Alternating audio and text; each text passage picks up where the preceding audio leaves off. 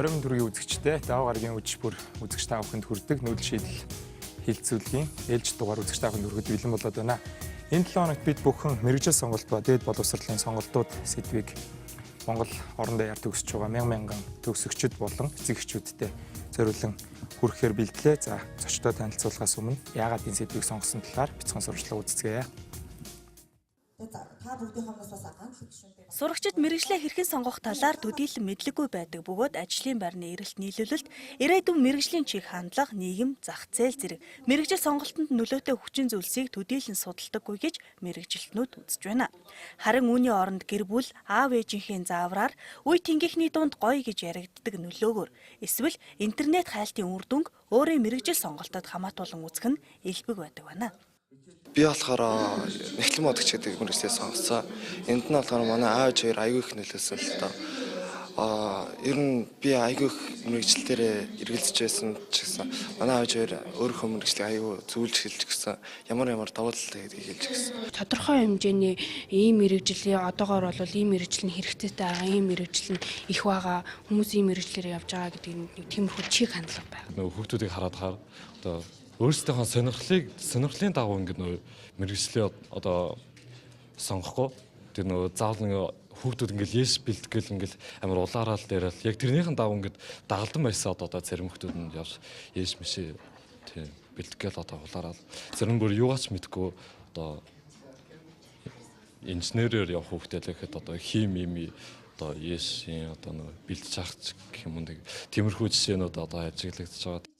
Үндэсний статистикийн хорооны 2016 оны мэдээллээр улсын хэмжээнд бүртгэлтэй ажилгүй иргэдийн 57.1% буюу 15-аас 34 насны 20 мянга орчим залуу байгаа юм байна. Тэдний 30.2% нь дээд боловсролтойч ажил олдохгүй байгаа нь мэргэжил сонголттой зарим талаараа холбоотой гэж үздэг юм байна. Тиймээс дэлхийд дахны биш юм гэхэд Монгол улсын бодлого хаашаа чиглэж байгаа вэ? Аль салбарыг хөгжүүлэх гэж байгаа вэ? Дотоодод ямар мэргэжил эрэлттэй байх вэ гэдгийг баталгаад их сурвалжаас авч судлах хэрэгтэй байдаг юм байна. Жишээ нь манай улсын доктортой хөгжлийн үзэл баримтлал 2030 он хүртэл гарсан байдаг бөгөөд эндээс ямар салбарт илүү анхаарал хандуулж байгааг ерөнхий боловсролын сургуулийн багш болон эцэг эх асран хамгаалагч хүүхдүүдтэй танилцуулж ярилцаж болох юм байна. Мөн мэргэжил сонгоход анхаарах хүчин зүйлс байдаг бөгөөд үнийг Баянзүрх дүүргийн хөдөлмөрийн хэлтсэн бэлтгэсэн зөвлөгөөгөөр хүргэж байна. Мэргэжил сонголт бол таны өдөр тутамд гаргадаг шийдвэрүүдээс огт өөр. Ирээдүйн амьдралаа шийдэх хамгийн чухал алхам юм аа. Тиймээс танд мэргэжлээ зөв сонгоход туслах алхмуудыг хүргэе. Өөрийгөө таньж мэдэх. Өөрийгөө таньж мэдэх нь ирээдүйн мэргэжлээ сонгох эхний алхам болдог. Сонгосон мэргэжилдээ дуртай, түүндээ сайн байх нь ажил болон хувийн амьдралдаа амжилт гаргах гол түлхүүр болдог. Өөрийгөө таньж мэдэхийн тулд зорилго үнэт зүйл буюу эрхмэлдэг зүйл. Авьяас. Хувь хүний зан чанар. Сонирхлоо тодорхойлох хэрэгтэй. За тэгэхээр судалгаанаас харахад бол хүн мэргэжлээ сонгоод амьдралынхаа одоо 40 жилийг өөрийн сонгосон мэргэжилтэд зориулан ажилтдаг гэсэн тийм түгээмэл ажилт байд юм байна. За тэгэхээр өнөөдөр энэ сэдвээр ярилцахаар студид 6 зочноо урьж авчирсан байгаа. Би баруун гар талаасаа танилцуулъя. Улсын хурлын гишүүн Гантлаг ирсэн байна. За боловсролын үнэлгээний төвийн ахлах мэргэжилтэн Батсүх. За нийслэлийн боловсролын газрын бодлого зохицуулалтын хэлтсийн дарга Жаргалан Туул. За миний зүүн гар талд Монголын ихтэй сургуулиудын консорциумын 17-аас 18 оны хичээлийн жилийн эсэлтийн төв комиссийн нарийн бичгийн дарга Баттөрж үргэлжлэн ирсэн байна. Нийслэлийн 33 дугаар сургуулийн 12 дугаар ангийн сурагч, төгсөгч одоо Мандуул үргэлжлэн ирсэн байна. За Монгол Улсын их сургуулийн улс төрийн тэнхимийн эрхлэгч Мөнхбат хүрэлцэн иржээ. Та бүхэн хүрэлцэн ирсэнд баярлалаа. Тэгэхээр хамгийн түрүүнд бол гарааны баримтууд дээрээс тоо баримтуудаас эхлүү сонирхолтой юм уу гэж бодлоо. Тэгэхээр нийслэлийн боловсролын газраас энэ жилийн ерөн төгсөгчдийн тоо хэр байна? Өнгөрсөн жилүүдийг бодвол энэ жил төгсөж байгаа хүүхдүүдийн маань тоо өндөр байгаа юу, бага байгаа юу гэдэг дээр таны тоо мэдээлэл танилцуулаач. За, та өдөр амгалаг альтгий. За ингээд нийслэлийн хэмжээнд 225 сургуульд ерөнхийдөө 233 мянга гаруй хүүхдүүд суралцж байна. За эдгээрээс энэ жилийн хувьд бол 12 дугаар ангийг 15062 хүүхэд төгсөж байна. 12 дугаар анги. За энэ нь болохоор урдлын өнгөрсөн 2 жилийнхээс бол хүүхдийн тоо жоохон ахиу байгаа. Тэгэхээр энэ чиглэлээр бол өгөр дараа нь ихтэй сургууль эсэх хүүхдүүдийн тоо бол өөрөөр нэмэгдэх юм боломжтой байна гэж үзэж байна. За Баярлалаа. Тэгэхээр эцэг эхчүүд бол хүүхдүүдийн маань сонголтонд их нөлөөлөх гээд байдаг. За хүүхдүүд бол сая нэвтрүүлгийн ихэнд бол янз бүрийн байдлаар ярьцлага өгч जैन. За яаж хүүхдийнхаа мэрэгжлийг сонгох вэ? Монголд ямар мэрэгжлүүд эрэлттэй байгаа вэ гэдэг дээр бас өнгөрсөн жил нүүдэл шийдэл нэвтрүүлгийг ярьж байсан. Тэгэхээр 33 дугаар сургуулийн сурагч Мандуулаас мэрэгжлээ сонгож амжсан байгаа юу? Сонголтонд чи ер нь хэн нөлөөлж чинь? За мэрэгжлээ бол саяхан сонгосон байгаа. Тэгээд ерөнхийдөө бол бизнесийн удирдлага, аялал жуулчлалын менежментээр сурахаар төлөвлөсөн байгаа. Тэгээд ерөнхийдөө бол гэр бүлийн нөлөө өөрөө бас уншиж судалж олж мэдэх зүйлүүд бас байдаг.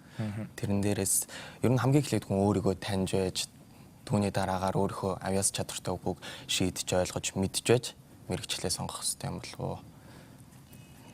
Тэгээд ерөнхийдөө бол эцэг эхнэрийн зүгээс юу гэж хэлдэг вэ гэвэл аль болох санхүүгийн эрхчлөөнд хурдан хүрэхэд боломжтой хурдан ойрхон мэрэгчлүүдийг сонгох нь зөв гэж хүүхдүүдтэй бол хэлдэг, бараг шаарддаг. Тиймэрхүү. Өндөр цалинтай ажилд орох. Өндөр цалинтай ажилд орохыг ерөнхийдөө бол хүсдэг эцэг эхнэр. Тэгэхээр өнгөрсөн жил нүүдэл шийдэл нэвтрүүлэг бол ажил олгогчийн хүлээлт ба төгсөгчдийн чанар сэдвээр бас ярилцж байсан. Зарим зочид маань бас оролцож байсан байгаа. Тэгэхээр нийслэлийн боловсролын үнэлгээний төвийн Бацөх мэрэгчлэтнээс болохоор яг дээд боловсролын сонголтууд маань манад ямар сонголтууд байгаад байна? Энийг одоогийн байдлаар юу яаж үнэлж байна? Өнгөрсөн жил бол би дээд боловсролын тоо буурах уу гэдэг дээр их бас фокуслж ярьж байсан. Тэгэхээр одоо төгсөөд гарч байгаа хүүхдүүдэд маань ер нь хичнээн сургуулийн боломжууд харагдчихээн дотооддоо. За дотоодд яг үйл ажиллагаа явуулж байгаа одоо боловсролын яам дээр бүртгэлтэй байгаа. 90-д ихтэй сургууль бий. За яг эдгээр сургуулиуд дээр бол бэлтгэж байгаа мэрэгжлийн чиглэлүүд бол хангалттай хэмжээний мэрэгжлийн чиглэлүүд бий. Ер нь бол одоо 10 жилийн өмнө сургаггүй байсан нано технологиор хүртэл одоо бэлтгэдэг болчихсон. Бэлтгэж байна. Одоо шинэ Монгол дээд сургууль дээр ингээд харахад бол төгсөгчдийн хувьд бол зүгээр яг мэрэгчлээ сонгоно гэдэг бол чухал асуудал. Тэр сонголтонд нь хэн нөлөөлөд байна гэдэг бас тусдаа нэг асуудал. Сая эцэг эхчүүдийн нөлөө байгаа гэдэг юм. Уг нь их чигийг их сайн гаргаж өгдөг хүмүүс уг нь бол багш нар нь байна. Багш нар байна. Манай дээр нэг судалгаа явагдаад өнгөрсөн. Тэр судалгаан дээрээс харахад бол ангаах, эмчээр тэгээд нягтлан бодох бүртгэл багш гэсэн 3 мэрэгжлийн оюутнуудаас төгсгөнгийн оюутнуудаас судалгаа авсан. Онлайн судалгаа. Тэгээд тэндээс нэг 2 асуулга байгаа юм л да. Нэг асуулга нь юу вэ гэхээр та мэрэгжил сонгохдоо дараах нөхцлүүдээс аль нөхцлийг нь одоо үндэс солгож сонгосон бэ гэдэг. Тэгээд тэр нөхцлүүд нь юу вэ гэхээр эцэгхийн заавар зөвлөгөөг дагсан, хөдөлмөрийн зах зээлийн эрэлтийг харсан, найз нөхдийнхөө одоо хандлагыг дагсан, 3-4 нь болохоор ерөнхий шалгалтын дүн оноонд найцсан. Өндөр оноо авсан дээрээс орчих нь шүү дээ. Тэгээд ингээ энэ юмнуудыг харахад бол яг гоо боломжийн хариулт авж байгаа нь болохоор хөдөлмөрийн зах зээлийн эрэлтийг харсан гэж байна. Найз нөхдийн хандлагыг дагсан гэдэг нь бол бас нэг багахан тоон дээр байх жишээтэй. Тэгээ эндээс тэр асуултаасаа ихад үргэлжлүүлээд асуугаад төгсөөд яг энэ мэргэжлээр ажиллах уу гэдэг дээр их сонирхол харагддаг. Ангаахын чиглэлээр нөхдүүд бол их өндөр хувьтай анх сонголтондоо их үнэмшилтэй өндөр хувьтай хариулсан юм. Төгсөөд ажиллах уу гэдэг дээр буураа явчихдаг. Нягтлан бодох хүртэлээр сурж байгаа нөхдүүд болохоор өөртөө харагдаад явчихдаг. Нэг иймэрхүү зүйлүүд бас бий гэдэг. Дахиад дэлгэрүүлээд ярих хэрэгтэй. Тэгэхээр Монгол Улсын их сургуулийн улс төрийн тэнхимийн хувьд мөнхөд багшаа танаад орж ирж байгаа хүүхдүүд мэрэгжлээ яг яаж сонгож ирсэн гэж та бүхэнд одоо хэлдэг вэ? За яг төгсөөд гарч байгаа хүүхдүүдийн хідэн мэрэгжлээрээ гаргаж ажиллаж байна гэсэн тийм тоо мэдээлэл байдаг уу? Яг улсын хэмжээнд бол энэ тоо бол нэлээд 2 дугаар курстэй ирээл энэ мэрэгжил миний мэрэгжил биш вэ гэсэн хариулт бол дийлэнх нь байгаа харагдж байсан судалгаан дээр. За төгсөөд гарсныхаа дараа энэ мэрэгжилтэд дургу болохоор мэрэгжлээ сольсон юм уу? За хөдөлмөрийн зах зээлийн онцлогоос болоод өөр юм хийгээд явцсан залуучууд бол их байгаа харагдчихсан хөдөлмөрийн зах зээлээ харахаар. За тэгэхээр телевиз үзэгчдийнхээ энэ өрөө хамгаалан альтгая. Монгол Улсын их сургуулийн хувьд бол ялангуяа манай салбарын хувьд бол 1993 оноос хойш одоо бакалавр зэрэгтэй бакалаврын төвчний сургалтыг бэлдээд 97 оноос хойш анхны төгсөлтэй гэдэг. Энэ жил яг одоо 20 дахь жилдээ. Үндсэндээ бакалавр, магистр, докторийн төвшөнд сургалт эрхэлж байна. За энэ хугацаанд бол бакалаврын төвшөнд 4 жил суралцаа төгсөж гарсан манай төгсөгчд маань нийгэм судлал, улс төр судлаач гэсэн нийгэм судлалын багш, улс төр судлаач гэсэн мэрэгчдэр бол төгсөж гарч байгаа. Сүүлд бол тэр нийгэм судлалын багш гэдэг одоо нарийн мэрэгчдийн болоод улс төр судлаач гэдэг одоо мэрэгчдэр төгсөж байгаа. За төгсөгчдийн хувьд бол ажлын төгсөж гараад ажлын одоо байрны хувьд бол манай төгсөгчд төр захиргааны байгууллагууд, улс төрийн нам, иргэний нийгмийн байгууллагууд, гадаад дотоодын төсөл хөтөлбөр гэдэг ингээд ажлын талбар бол өргөн. За зөвхөн мэрэгжил сонгож орж ирж байгаа хүмүүс бол ихэнх сая энэ хүмүүсийн ярьж байгаатай адилхан. Ер нь бол одоо нийгэмд явж байгаа мэдээллүүд. За тэгээд дээрс нь эцэгхийн нөлөө, 10 жилийн багш нарын зөвлөгөө. За тэгээд сүүлийн үед бол ер нь одоо улс төр судлалын салбарт ороод суралцчихвал улс төрч болчихно гэсэн тийм одоо юу гэдэг мөрөөдөл бүх залуучуудын дунд бол нэлээд байна. Тэр бол бас энэ манай мэрэгчдийг сонгоход бол их нөлөөлж байгаа болов уу гэсэн ийм дүр зураг бол харагдаж байгаа. Төгсөгчдийн хувьд бол төгсөөд гарсан одоо төгсөгчдийн 60-аас 70% нь бол ажлын байртай байгаа. Өөрийнхөө мэрэгчлэр ажиллаж байгаа. Яг өөрийнхөө мэрэгчлэр ажиллаж байгаа. За бусад одоо 20-30% нь бол бизнесийн салбар, хувийн хвшил гэдэг ингээд ажиллаад явж байна л да. Эрдэм шинжилгээний байгууллагад ажиллаад явж байна. Тэгэхээр гадны томоохон өрсөлдөх чадвар өндөртэй ихтэй сургуулиудыг харж байхад хөдөлмөрийн зах зээлдээ болон олон улсын чиг хандлагаа харж байгаад хөтөлбөртөө их өөрчлөлт оруулж байгаа харагдаад байдаг. За тэн дээрээс одоо төгсөгчдийнх нь ажилд орох хувь гэдэг үзүүлэлтээр тухайн сургууль, тухайн зах зээлдээ болон нийгэмдээ хэр өндөрт, хэр үн цэнтэй боловсрал вэ гэдэг нь бас харагдаад байдаг. За зарим сургууль бол 90 хэдэн хувийн манай төгсөгчдийн 99% нь ажлын байртай болтгоо гэх тэргүүрээ бахархаж байх жишээтэй. Тэгэхээр консорциумын төлөөллөөс батторж дараагаас манад байгаа ихтэй сургуулиуд эргээд хэлэхээр гадаадууд бол цочдөг. За Монгол улсын телевизийн тоо, ихтэй сургуулийн тоо хоёроос бол ер нь аль ч улсаас ирсэн хүн бол ер нь нэлээ их одоо их энэ жижиг зах зээл дээр танай хүн амын шууд 90 дээд сургуультай гэж хэлэхэд одоо өмнө нь 100 гэж ярьдаг байсан те. 90 дээд сургуультай гэж хэлэнгүүт танах чинь хүн ам хэдвүлээ. За хідэн залуу үлээ гэл дараагийн асуултууд яг тэгж гарч ирдэг л те. Тэгэхээр энэ 90 дээд сургууль маань энэ боловсролын зах зээл дээр амьд үлдэхийн тулд нийгэм эдийн засаг байгаа ажлын байруудаа ингээ харж байгаад хөтөлбөртөө ямар хөтөлбөрүүд сүүлийн үед одоо их модонд орж ийн гэж танаас асуух юм уу те. Монголд болохоор хуульчнаар хагцсан. За одоо энэ мэрэгжлүүд бол илүү нийлүүлэлт тутмаг байна, энэ нь ихтэрсэн байна гэдэг мэдээнүүд гардаг шүү дээ. За сайн байцгаана уу, энэ өдрийн мэндийг хүргье. Нийт илүү үзэгчтэй болно. Одоо өнөөдрийн нэвтрүүлэлд оролцож байгаа. За тэгэхээр би бол намайг Батөрж гэдэг Монголын ихтэй сургуулийн консорциумын 17-18 хичээлийн жилийн эсдийн ерөнхий нарийн бичгийн дараагаар ажиллахаар болсон байгаа.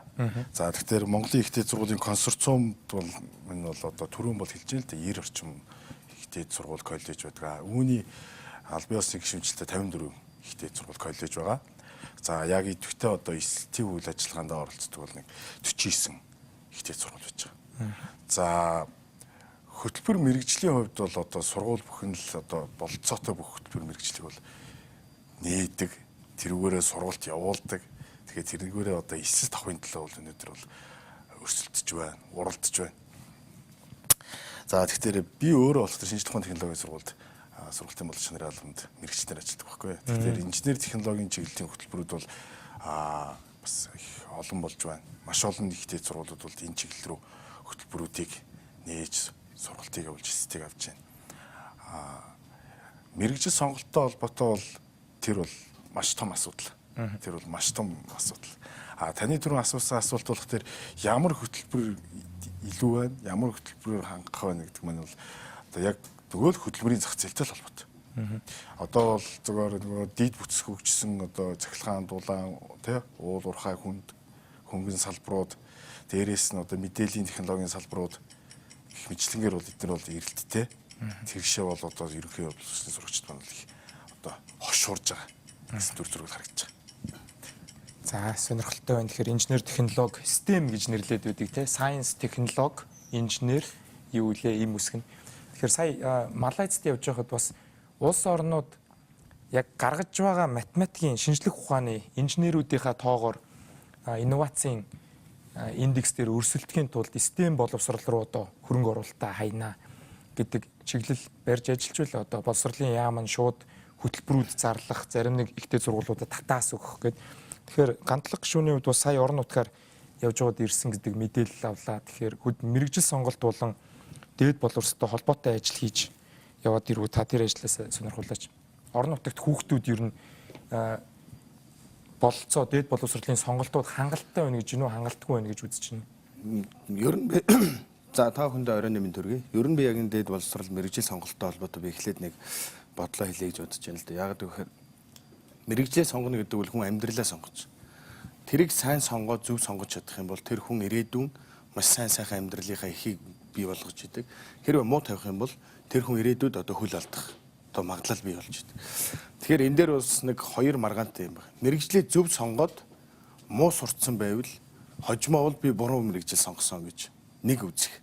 Мэрэгжлээ буруу сонгосон хэрнээ маш сайн сураад амжилттай одоо жишээлбэл амжилтанд хүрэх юм бол энэ хүн бол мэрэгжлийг зөв сонгосон гэж ойлгоно. Тэгэхээр мэрэгжлийг зөв сонгох, буруу сонгох биш, мэрэгжилдээ эзэн болох гэдэг ойлголт явандаа бол орж ирэх ойлголттой болж байгаа. За нэгтгэн. Хоёрт нь бол өөрөө хувь хүн мэрэгжлээ зөв сонгох ёстой гэдэг нэг ойлголт. Тэгээ арчилсан юм чөлөөт эдийн засагтай оронд бол хувь хүнийг одоо жишээлбэл мандуул дүүг бол одоо жишээлхэд чи бизнесийн удирдлагын чиглэлээр сурах гэж байна. Чи Монголын хамгийн олон буюу одоо яг чиний мэрэгжлэр худалдаа бизнесийн удирдлагаар 9,000 гаруй одоо залуучууд сурж байна. Лавга ах нь хэлээд шүү дээ. Илүүдэлтэй мэрэгжлээ гэж. Гэхдээ мандуулыг болио гэж хэлэх эрх улс төрчч бай, багшиж байхгүй. Ягаад гэвэл чөлөөт одоо нийгэм учраас хүн дураараа сураад төгсөөд тэр одоо шилдэг нь байж чадвал ажил байгаа. Муу байвал илүүдсэн байгаа. Ингэж ойлгохоор бол хувь хүнийг бол одоо чи буруу зөв сонголоо гэхэд бол хэцүү. Тэгэхээр энэ дээр бол төр нийгмийн одоо бодлогоор бид нэр зохицуулах хэрэгтэй. Жишээлх юм бол юу гэдэг яг сая таны хэлдэг шиг Малайзад байгаа бодлого гэдэг шиг аль салбарыг илүү хөгжүүлмээрэн татаас өгнө, түүнийг дэмжин, тэтгэлэг өгнө, боломжийг олгоно гэдэг юм уу да. Иймэрхүү чиглэлээр. Тэгэхээр тэр чиглэл дээр бол би дараагийн хэсэг дээр нь би бас боломжоор саналуудыг хэлье. Яг гэвэл энэ чиглэл рүү ажиллахын тулд ойлголт авах гэж би 21 аймгийн бүх ерөнхий улс төрлийн сургуулийн одоо төлөөлөл сурагчтай уулзаад ирсэн. Одоо нийслэлийн сургуулиудаар тавираад уулзалтуудаа хийгээ явж байна. Энэ бол ирээдүйн Монголын хамгийн чухал шийдэх ёстой ажил. За баярлалаа танд. Тэгэхээр нийслэлийн боловсролын газраас сонирхож асуухад одоо төгсөж байгаа энэ 15 мянган төгсөгч хүүхдүүд маань за орон даяар байхад хөдөө дээд боловсролын сонголт за хотод бол мэдээж хэрэг их сургуулиудын маань дийлэнх нь байрлаж байгаа. Тэгэхээр яг байршлаараа болоод хүүхдүүдийг өрсөлдөж орох тэр хуваарлалтын зарчим ер нь хэр шударга хийгдэж өгсөн байгаа бол ягаад гэвэл одоо яг мандуул шиг одоо өөр одоо залуучуудтай өнгөрсөн жил бас санал солилцож байхад мэдээ сурвалжлага хийж байхад зарим ангийнхан хүүхдүүд болохоор хөдөө явж конкурснаа. Ягаад гэвэл том сургуулиудын хуваар цөөхөн ирдгээ гэдэг зүйл ярьж байгаа сонсогддог. Тэгэхээр нөгөө хиймэл шилжилт хөдөлгөөн үүсэт байна шүү дээ тий. Тэгэхээр энэ ирээд дээд сургуульд дээд боловсрол эзэмшгээр шийдсэн хүүхдүүд маань өрсөлдөж ороход ямар процесс дагаж явж байгаа гэдгийг сонирхъя. За нийслэлийн хүүхдүүд бол даваа боломж байгаа. Энэ нь бол яг тэгэхээр хөдөө орон нутглоо тодорхой тооны код очдог. Тэрэндээ бол өргөлөөл яшгаа шалгалтаар яаж нь хотод бол бараг ихэнх сургуулиуд өөрсдөө сургууль дээрээ зохион байгуулдаг тийм ээ. Тэгэхээр энэ дээр өргөлөөл очиж өрсөлдөөд юуны ерөнхий шалгалтынхаа оноогоор бүртгүүлээл тэгээд ороод ингээд явах бол юу боломж байгаа. Мөн энэс гадна юу гэхээр урьдчилсан байдлаар бас юунууд жишээ нь Оросын албаны улсын хөтөлбөр тийм ээ. Ингээд урьдчилсан байцаардаг. Одоо сүүлийн 2 жил гэхэд манай нийслэлийн бас энэ нийслэл дээр бол юу гэхээр Оросын албадыг төрүүлээд явуулж байна. Төрүүлж явуулаад 2 сар гэхэд улсын албад явуулаад энэ дээр шалгарсан хүүхдүүд өргөдөл Оросын албаны улсад бол тэтгэлгээр оролцох юм боломжтой байгаа. За боловсролын газар дээр газар бол бас энэ нийт хүүхд төгсөгчдийн олонх нь байж байгаа нийт хүн амын одоо 45% нь Улаанбаатарт амьдарч энэ хэмжээгээр юу гэхээр хүүхдүүдийн маань дийлэнх нь байж байна. Тийм учраас юу гэхээр мэргэжил сонголтын хувьд бол бас энэ дээр чиглэл өгье. Энэ дээр бол хүүхдүүдэд туслах дэмжлэг өгье гэж үзэж байгаа. Нийслэлийн засаг даргын мөрийн хөтөлбөр дээр бол энэ дээр мэргэжил сонголт гэдэг бол бас нэг заалт бол орсон байгаа. Энийг хэрэгжүүлэх үүднээс нийслэлийн боловсролын газрын дэргэд мэргэжил сонголтын төв гэж байгуулах гэж байна. Тэгээ энийг бол бид нар эхлэл хийгээ явж байна. Мөн ер нь сургуулийнхын нийгмийн ажилтнуудыг бол сургач өгшөөр илтгээд сургууль болгон дээр баг болоод тэгэд ер нь мэргэжил сонголтын үйлчлэгээ гэдэг юмыг бол ерөнхий боловсролын сургуульд бий болгоё гэсэн зэрэглэлээр явж байгаа. За мөн энэ чиглэлийн дагуу юу гэхээр бид нар нийслэлийн хөдөлмөр эрхлэлтийн газартай хамтарч байна. Яг тэгэхээр тэнд бол өргөлүүд бас энэ чиглэлээр бэлтгэсэн багш нар байна. Эднэртэй хамтраад нийслэлийн бүх дүүргийн сургуулиудад мөн сурагчдыг төгсөгчд бол одоо сургалтыг зохион байгуулад ингээд бас мэрэгжлийн чиглэл хэмжээ олох ийм ажлуудыг бол хийж байгаа. За баярлалаа. Тэгэхээр мандуул дүүгээсээ өөр нэг зүйл сонирхоход одоо хүүхдүүд бас одоо гадагшаа суралцсан гэж их ярьдаг болсон. Дотоодын боловсролоос илүү үн цэнтэй за тэтгэлэг хөөцөлдөнө гэж ярьдаг болсон. Тэгэхээр танаа 33 дугаар сургуулийн ангичийн хүүхдүүд ч юм уу үе тэнгийн найзууд чинь яг дотооддоо энэ сургуульд сурнаа. За гадагшаа заавал тэтгэлэг аваад явнаа гэдэг тийм яриан дээр ер нь ангийнхан чи ямар байр суурьтай вэ? Чи дотооддоо сурахаар шийдсэн үү? Би бол яг гадагшаа явж сурахаар төлөвлөсөн залуусны нэг байгаа. Тэгэхээр манай ангийн хүүхдүүдийн хувьд болохоор ерөнхийдөө ихэнх нь мэрэгчлээ сонгоогүй шахуу. Тэгээд мэрэгжил сонголтын дээр болохоор ерөнхийдөө их эргэлздэг хүүхдүүд. Тэгээд Монголд бол ерөнхийдөө гадаад руу одоо тэтгэлгээр явах талын асуудал бол нэг үе бодвол нэлээд түгээмэл дэлгэрэнгүй гадуур болсон юм болов уу гэж би боддгийн. Дээр үед болохоор хүмүүс гадаад руу явжаад Америк руу яваад нэг хүн сургууль сурсан гэж лээвэл нэр хүндтэй энд ирээд өндөр боловсрол эзэмшсэн өндөр цалинтай ажил хийдэг байсан бол одоо бол гадаад явсан, Америк явсан, Америк явсандаа аль сургууль руу явсан бэ гэдэг нь бас чухал болсон. Сургуулиудын одоо importance буюу нөлөөлөл нь илүү чухал болсон юм болов уу. Тэгэхээр би бол яг гадаад явж сурна гэж боддгийн. Гэхдээ хараад хахад улсынхаас илүү хувийн сургуулийн хүүхдүүд бол ерөнхийдөө гадаад руу сурна гэсэн зорилттой суралцдаг юм лээ. Улсын сургуулийн хүүхдүүд болохоор ерөөхдөө дотооддоо сурах зорилготой юм шиг санагддаг. Чи гадагшаа хаашаа явъя гэж бодож байна?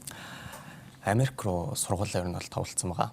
Одоо яг материалаа бүрдүүлээд явж байгаа юу те? Тийм. Гэхдээ гадаад явахд нөгөө гадаад хэлний мэдлэг шаарддаг учраас бэлдээд бүх юмыг нөгөө төлөвлөх хамгийн чухал шатны юм болоо гэж боддог. За тэгэхээр Бацөх мэрэгчлэнээс болохоор ингээд хүүхдүүд маань гадагшаа явах сонирхол ер нь нэлээд нэмэгдсэн. За боловсролын чанарын асуудал руу шууд тэгж харагдаад байна уу? Эсвэл бас бие даах өөр сонголтын нөлөөллүүд байдаг бах. Тэгээд яг манай боловсролыг одоо бүстэй юм уу оруулж үзээд манай дээд боловсрол муу байна гэж шүүмжлэх бол айгүй амархан. Сайн байна гэд үзүүлэх одоо жишээнүүд үзүүлэхээр манайх ер нь дээд боловсролын хүрээндээ бүс нутагтаа ер нь хаанаа явж ийн гэж харагддаг юм бол ядаж хоёр хөршөөсөө ч юм. Тодорхой юуны төрийн өвчин сургуулиудаас нэлээд сайн амбицтай байгаа. Одоо жишээний үүдгийн анагаахын шинжилгээ ухааны их сургууль гэхэд бол зүүн өмнөд Азийнхаа анагаахын сургуулиудын нэгдсэн холбоонд стандартыг шаарддаг нэгдсэн холбоонд одоо гишүүн болж орно гэдэг ингээд явж байгаа. Шүтэс дээр хэд хэдэн том хөтөлбөрүүд бас ингээд хэрэгжээд явж байдаг. Яг юуны сурагчдын хувьд л яг тэр гадагшаа явж сурна, оюутнуудын хувьд гадагшаа явж сурна гэдэг дээр бол яг тэр нэг бас тооноос хөөж ярина л да. Сургалтын чанарын асуудал байна. Дээд боловсролын сургалтын байгууллагад суралцагчдын сургалтын чанар гадагшаа явж тэтгэлэг хөөцөлдөх дээр нөлөөлөд байгаа нэг үзэгдэл байдаг. Өөрөөр хэлбэл төрийн өмчийн ихтэй сургуулиуд шаардлага өнтертэй. Нийт суралцагчдын одоо юу гэдгийг одоо 2 жилийн 3 жилийн дүнгийн дунджийг аваад үзэхэд 75 6 орчим метр дээр байхад төрийн бус өмчийн сургуулиудын бол 85 ирлүүд өгнө. Гэтэл нөгөө цаана тэтгэлэг зарлагдсан нөгөө гадны тэтгэлэгтэй сургалтын байгууллагууд болохоор өндөр юутай дүнгийн дундаж шаардаад байгаа шүү дээ. Тэгэхээр төрийн бус өмчийнхэнд тэр юм бас нээлттэй болох юм тал байх юм. Гэтэл сургалтын чанар өөрөө манай төрийн бус өмчийн сургуулиуд эсэгчтэй сайн дүнгээр урамшуулж өөр дээрээ барих нэг бодлого бас хийгээд байгаа. Энэ буруу бодлого шүү дээ. Төрийн өмчийн сургуулиуд болохоор нэгэн хэлсэд ороод ирсэн оюутнуудыг бол шахна. Өөрөөсөө чи манад байж ах хэрэгтэй гэж барих тийм бодлого огт байхгүй. Чадахгүй бол яв гээл. За явж гисэн бодлого барихгүй л дээ тийм ээ. Ерөөсөө шахна. Сурах л бодлого байна шүү дээ. Тэгэхээр энэ дээрээс энэ гадагшаа явж сурах тэтгэлэгт хамрагдах болц тэр нэг парадокс юм гажууд үүсээд хамгийн тал. Гажууд юм уу боломж юм уу те бас тэрэн талаар яг боломж чиж харж болно энэ зөксгүй шүү чиж харж болно шүү дээ тийм ээ. Тэгэхээр мөнхөд тогшоос та боловсролын салбарт удаа ажиллаж байгаа хүн таны эргэн тойрны хүмүүс бол за манай энэ хүүхдийг ямар мэрэгчлэр явуулах уу гэж бол бас асуудаг байх гэж бодож байна. За ер нь баг бүх хүнээс л асуудаг байх ер нь эргэн тойрныхан за дүүгээ ямар хүн болгох юм ч гэдэм үү аав ээж нь том ахаас нь ч юм уу. Тэгэхээр сургуулийн мандуул их зөв юм хэллээ. Улсын биш одоо институцийг хардаг болцсон манайхан.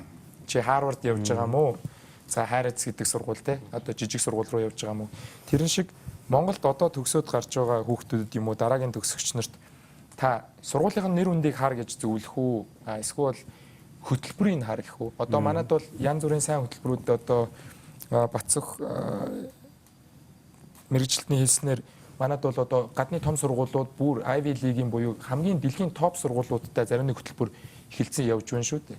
Тэгэхээр гоё хөтөлбөр сонгох уу, сургуулийн нэр үнд сонгох уу? Та ямар зөвлөгөө өгдөг вэ? Яг мөөсөө хараат бусаар ашиг сонирхлын зөрчилгүйгээр зөвлөгөө өгдөг. За баярлалаа.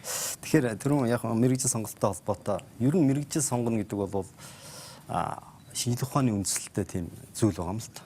Тухайн хүүхдийн хүсэл сонирхол, авьяас чадвар, зан характер энтрийн одоо чиг баримжааг авч одоо дэлхийд дахинд бүр одоо тийм хүлээн зөвшөөрөгдсөн тодорхой тестүүдээр тухайн хүүхдийг онцлоод за энэ хүүхд бол урлаг уран сайхны чиг баримжаатай юм байна. Энэ хүүхд эдийн засаг, математикийн чиг баримжаатай юм байна гэдэг ингээд тэр одоо чиг баримжааг нь гаргаж байгаа тэр хүүхдэд ямар мэрэгжил сонгох уу гэдгийг зөвлөдөг болсон. Сүүлийн одоо 10 жил энэ чиглэлээр бид нар судалгаа хийгээ явж байна л да.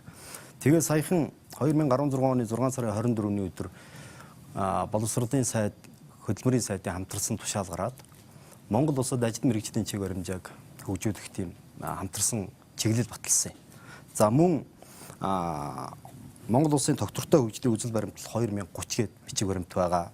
За мөн хөдөлмөр эрхлэлтийг дэмжих тухай хууль гээд энэ одоо төрийн бодлого бичиг баримтууд бол энэ мэрэгжил сонголт ажил мэргэжлийн чиг баримжааг олох чиглэлээр энэ төрөөс ямар бодлого явуулах юм бэ? Тэгээ саяхан хөдөлмөр нэгэн хоногол боловсрол соёл шинжлэх ухаан спортын яамны одоо хамтарсан зөвлөлт уулзалтаар Монгол улсын ихтэй сургуулиуд дээр энэ ажил мэргэжлийн чиг баримжаа олох зөвлөх ухааныг хөгжүүлэх чиглэлээр хөтөлбөр байршуулах сонгон шалгуулалт яваад манай Монгол улсын их сургууль шалгарсан. Тэгээ тэр багийг би ахалж байгаа л да.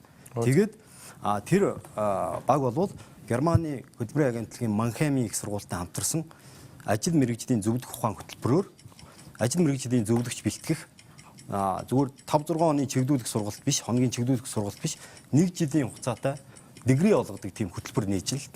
Тэгэхээр энэ бол цаашдаа Монгол улсад дээд боловсролын түвшинд ер нь энэ ажил мэргэжлийн зөвлөх ухааныг яаж хөгжүүлэх. За тэгээ явандаа их сургууль дээр сургалт, судалгаа, консалтингийн чиглэлээр ийм одоо 3 чиглэлээр энэ хөтөлбөр цаашаа дэлгэрээд бүр том think tank болоод Монгол улсын их сургууль дээр цаашаа хөгжиж.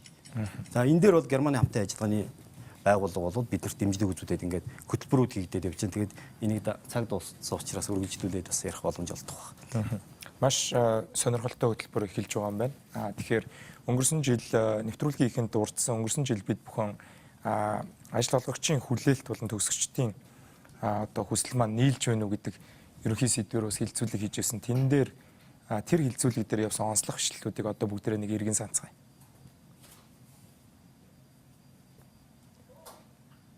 Яг хавар энэ сургууль төгсөж байгаа энэ цаг үеийн сэдвээр ярилцахаар студидтэй боловсролын болон хүний нөөцийн салбарын мэрэгжилтнүүдийг цуглууллаад хүүхдүүд яаж мэрэгжлээ сонгох юм бол мөс дээр яагаад энэ мэрэгжлийг сонгоцсон гэдэг асуулга явуулж үзчихсэн нь ер нь. Мэрэгжил сонголтын дээр үндсэндээ бол 3 зүйлийг одоо хүүхдүүд маань мэрэгжил сонгож байгаа хүүхдүүд маань бас анхаарах хэрэгтэй гэж үзэж байгаа.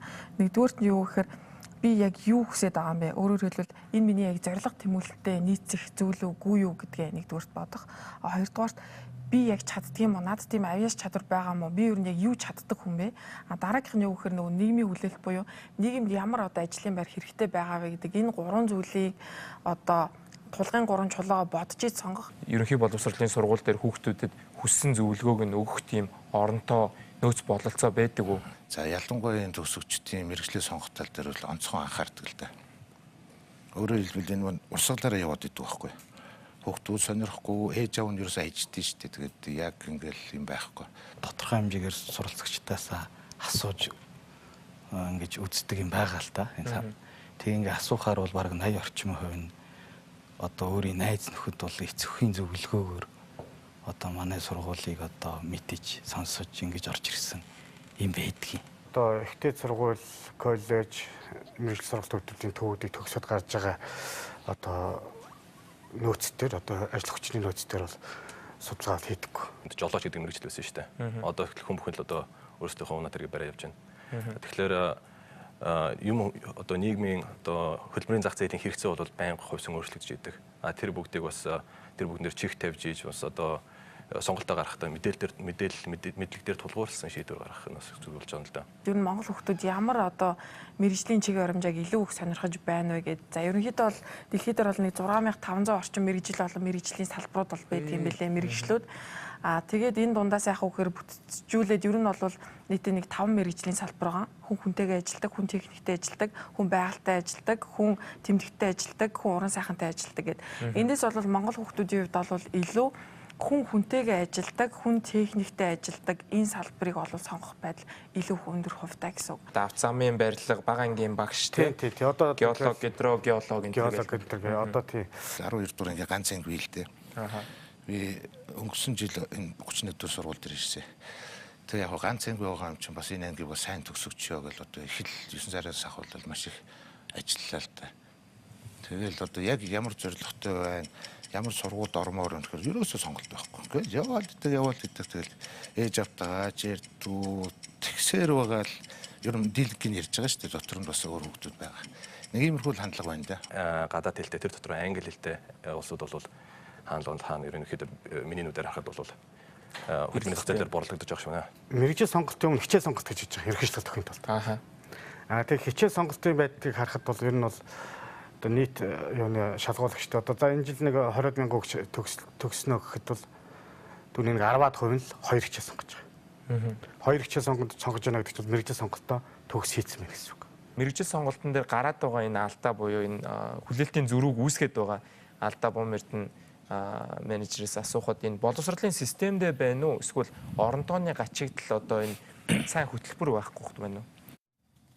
За тэгэхээр хөдөлмөрийн зах зээлийн талаар 2016 онд хөдөлмөрийн яам RAND гэдэг гадны судалгааны байгууллага захиалаад судалгаа хийлгэсэн байсан. За тухайн үед манай редакц мэдээ хийж байхад Монголд яг тодорхой хөдөлмөр эрхэлдэггүй, за сургалтанд хамрагдаагүй тийм залуучуудын тоон нэлээд өндөр масста гарч байна. За тэр бол одоо улсын өрсөлдөх чадвар хөдөлмөрийн зах зээл нийгэмд бол нэлээд сөргөөр нөлөөлөх юмаа гэдэг дүгнэлтүүд тухайн байгууллагаас хийж өгсөн байдаг. Тэгэхээр ихтэй сургуулийн консорциумд бол одоо идэвхтэй 49-54 гэхээр бол одоо бас энэ зах зээл дээр нэлээд их тоо харагдаад байдаг.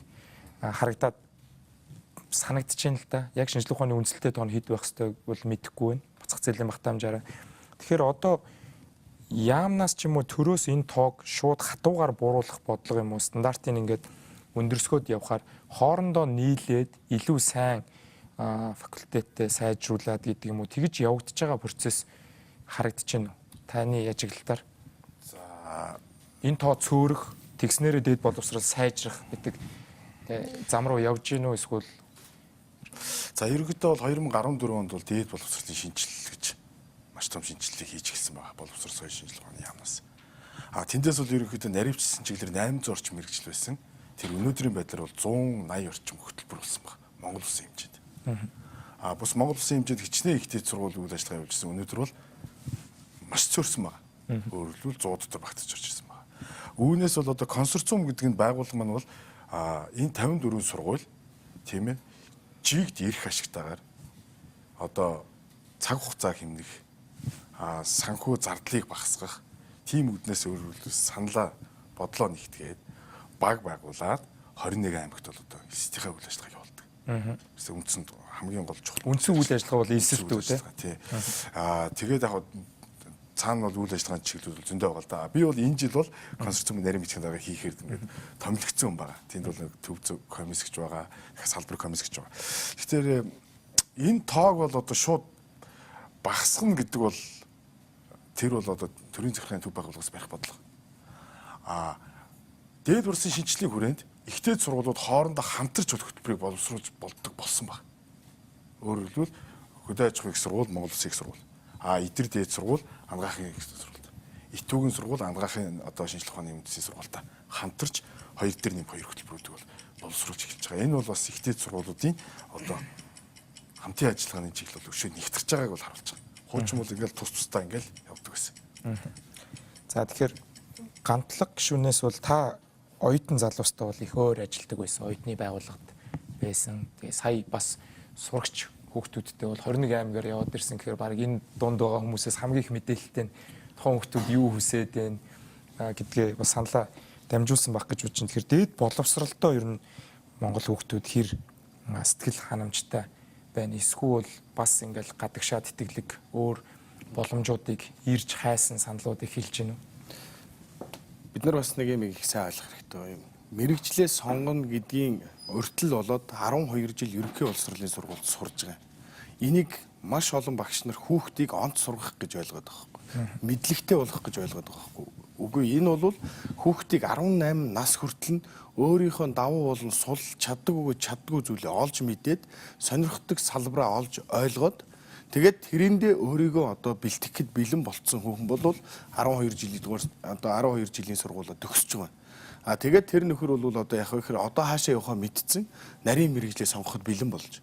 Гэтэл өнөөдөр ихтэй сургуульд орж ирж байгаа оюутнууд маань бол ихэнх нь ямар байна вэ гэхээр санаатаа бөгөөд санамсаргүй явжгаад нэг үе таалагдтаад сургууль руу ороод ирсэн. Тэгээд сургуульд орж ирснийхэн дараа энэ сургууль энэ мэргэжил маань ямар юм бэ гэдгийг ойлгож штэ. 2 дугаар курст ороод ч юм уу. Тэгээд сүүл рүүгээ юу болж ийнө вэхээр за нэгэнт 2 жилээ зориулсан юм чинь яаж хийж байгаа төгсчихье. Төгснөхийн дараа харин яг жинхэнэ өөрийнхөө хүсэж байгаа сургууль руу сурья гэж. Жишээлбэл 2 дахь удаага сургууль сурж байгаа хүн бол маш үр дүнтэй өгöd маш сайн сургууль сонгож маш чин сэтгэлээсээ сурдаг. Анхны удаа сургууль сурж байгаа оюутнууд бол маш хайнга дээрээс нь бол сонирхол багтай одоо ийм идэвхгүй суралцдаг. Ерөнхийдөө бол Монгол улсын хэмжээнд ерөнхий боловсролын сургуульч төр ихтэй сургууль сурж байгаа оюутнууд бол сурагчид бол хамтын зарчмаар сурж байгаа байхгүй юу. Нөгөөр хэлбэл нэг нь математикаа хийгээд нөгөө хэдтэй бол нөгөөх нь монгол хэлээд нөгөө хэдтэй болуулдаг. Нэг нь бол эсээгээ биччихдэг. Тэгэнгүүтээ бүгдэнд нь тараагаад өгдөг. Оршил дүгнэлтээ өөр бичээд явдаг. Нөгөөр хэлбэл ингэж хамтдаа сурж байгаад ажлын байран дээр яг өөрөөр очихоор тэнцэхгүй болчиход байгаа байхгүй юу. Тэгэхээр энэ бид нар бол жишээлбэл хуулдаггүй байхаас ахгүйл хамтаараа сурдаггүй байхаас ахгүйл багш нь тэрийг мэдсээрэж тоодоггүй байхаа болохоос ахгүйл боловсролын шинжилгээг бид нар бүх төвшөнд хийх маш чухал цаг үе дээр бид нар ирсэн байгаа. Тийм учраас сая консорциумын хэлж байгаа шиг төрийн байгууллага энийг зохицуулаад хөтлөөл явахаас өөр одоо сонголт үлдээгүй. Тийм учраас шинжлэх ухааны технологийн хууль, дээд боловсролын хууль гээд маш олон хуулийн ажлын хэсэгт би ороод одоо ажиллаж байна. Тэгэхээр мандуул дүүгээсээ эргээд танаа үеийнхэн донд мэргэжил сонгоход их төвөгтэй байгаад байна гэж тэгжсэн. Тэрэн дээр яг ямар хүчин зүйлүүд нөлөөлөд байх шиг байна. Хүүхдүүд ер нь мэргэжлийнхаа талаар багш нар чинь ер нь хэр зөвлөдөг вэ? Чи бол улсын сургууль сурдаг тийм. За зарим хувийн сургуулиудад болон гадны сургуулиудад болохоор нийгмийн ажилтан нь тухайн хүүхэд одоо сэтгэлийн стресстэй ч юм уу аав ээжтэйгээ ойлголцохгүй байгаа зүйл болон цаашаага сургуулийн дараа юу хийх вэ гэдэг дээр зөвлөгөө өгөөд явчих байх шиг байна. Манад дээр тийм боломжууд танаа сургууль дээр байдаг уу? Нэгдүгээрт гэвэл улсын сургуулиуд бол маш хүүхдтэй байдаг. Манай сургууль ихэд ойролцоогоор 3000 орчим хүүхдтэй суралцдаг, 2 ээлжээр суралцдаг гэхээр тиймэрхүү боломж бол тун хомс. Тэгээд яг тулгарч байгаа хүндрэл бэрхшээлүүд гэвэл яг сайдын хэлж байгаагаар болохоор гишүүний хэлж байгаагаар болохоор мэдээлэл маш их хомстой. Тэгээд 12 жилийн хугацаанд ер нь бол хүүхдүүд баг юм сурдаг хүүхдүүд бол ховор гэж би бол дотроо боддгийн. Тэгээд их сургуульд ороод хүүхдүүд ерөнхийдөө юм лекц бичиж сурдаг, уншиж сурдаг, ойлгож сурдаг гэж баг манай зарим их сургуулийн найзууд бол хэлдэг л дээ. Тэгэхээр 12 жилийн хугацаанд яг л дүнгийн төлөө тэгээд 12 жилийн аттестатан дээр гайгүй дүн авахын төлөө хүүхдүүд зүгээр л хий хоосон суралцдаг юм болов тэгснээрээ илүү юм хажуугаар нь суралцаж олж мэдж одоо өөрийгөө юунд сонирхолтой гэдгийг таньж мэдхийн оронд сүүлийн үед бол ерөөхдөө хэрэггүй зүйлд маш их цаг зарцуулдаг болсон болов гэж би харддаг. Нийгэм шинжлэх ухааны технологи хөгжихийн хэрээр PC, интернет, сошиал медиад өнгөрүүлэх цагууд нь маш их ихсээд тэрнийхээ хэрээр хүүхдүүд хажуу талаар нь мэргэжлээ сонгох эсвэл өөр нэг хүүхдтэй чатаар харилцах, Facebook дээр зураг хийх гэх мэт зүйлүүдэд илүү их ач холбогдол өгснөөр бол сүүлийн үед бол би л тэгж хардаг та. Тэгэхээр сошиал медиа сайн хэрэглэдэг бол сошиал медиа маркетинг менежер гэдэг ажил одоо их гарч ирж байна компаниудад. E-спортоор хичээлдэг бол дөнгөж уржигдэр гадны гарчин уншижсэн e-спортоор бакалаврын зэрэг хамгаалах боломж Европын нэг сургууль дээр нэгдсэн байлээ. За морин хуураар бакалаврын зэрэг хамгаалах анх удаа Австрийн нэг сургууль дээр орсон гэдэг сонирхолтой мэдээлэл бас манай редакц руу ирж байсан. Тэгэхээр нүүдэл шийдэл нэвтрүүлэг маань даваар гэвч мэргэжил сонголтууд, дээд боловсролын ямар сонголтууд байгаа талаар 6 зочинтойгоо ярилцж байна. Хэсэг хугацааны сурчлагын дараа хэлэлцүүлгээ үргэлжлүүлье.